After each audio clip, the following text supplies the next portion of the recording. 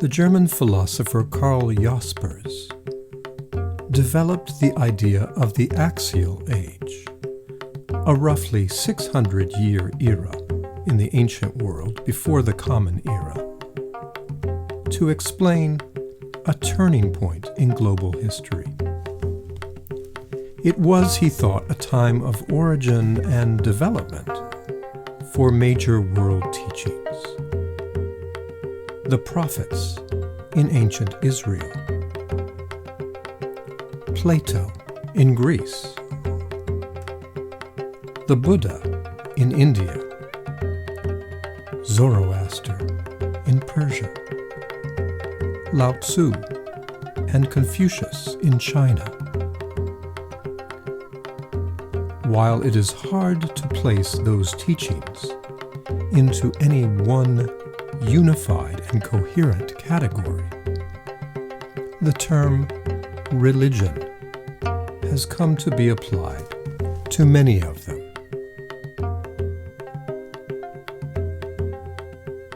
Confucian tradition, deriving from the 6th century before the Common Era teaching of Confucius, came to occupy a privileged status in China, first under the Han Dynasty, just before the beginning of the Common Era. By the start of the 7th century, an examination system grounded in Confucian teachings would be expanded to become the basis for entering into and progress through the civil service, so that all government servants would ideally be shaped according to the practical ethical orientation devised by Confucius and his philosophical successors. What is this orientation? What does it mean to be Confucian? In common with Taoism, China's other ancient indigenous tradition, Confucianism focuses on an ideal of harmony and peace.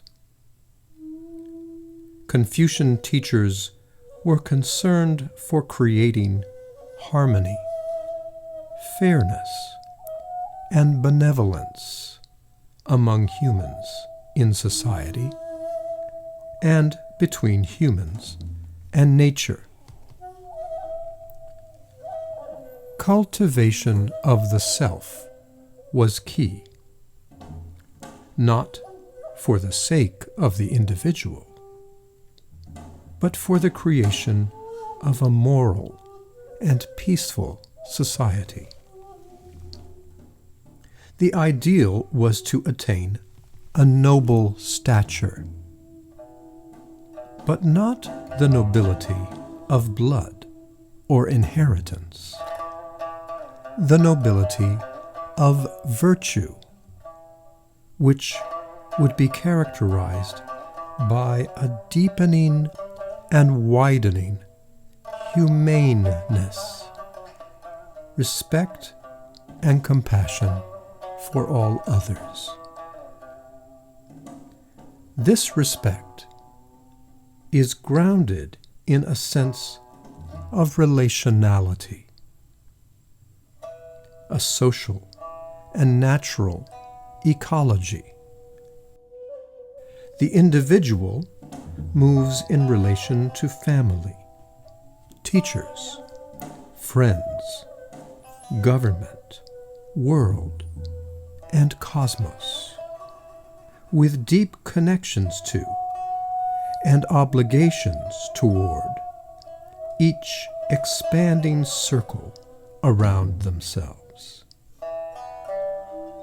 Becoming aware of these relations and obligations is the Confucian project of moral and intellectual education, the attainment of a practical and enacted wisdom that benefits not only self, but community and the universe.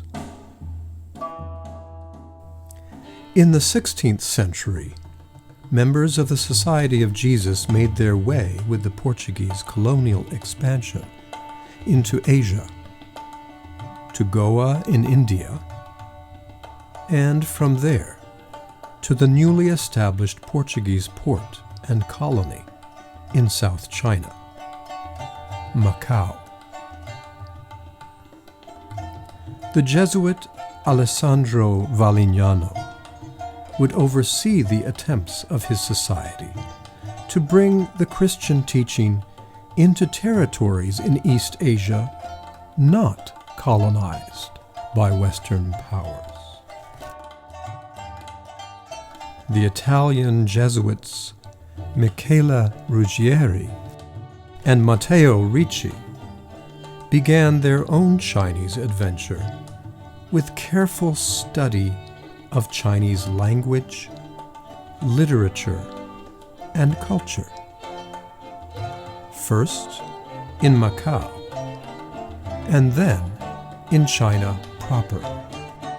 Ricci would eventually succeed in establishing missions throughout China, making his way from the south to the imperial capital, Beijing, in 1598.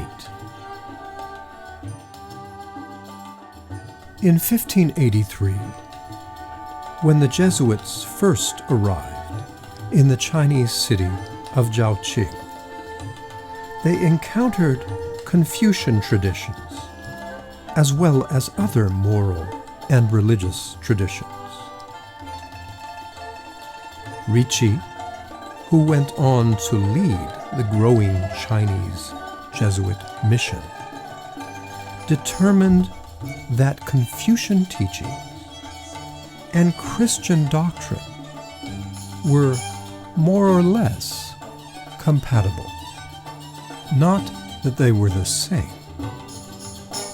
but he believed that just as earlier Christians had seen that their own teachings could be expressed with ideas developed by non-Christians, like the Greek philosophers Plato or Aristotle, so also the teachings of Confucius, which were fully institutionalized in China, could provide a philosophical and moral framework for helping Chinese people understand and practice Christian doctrine.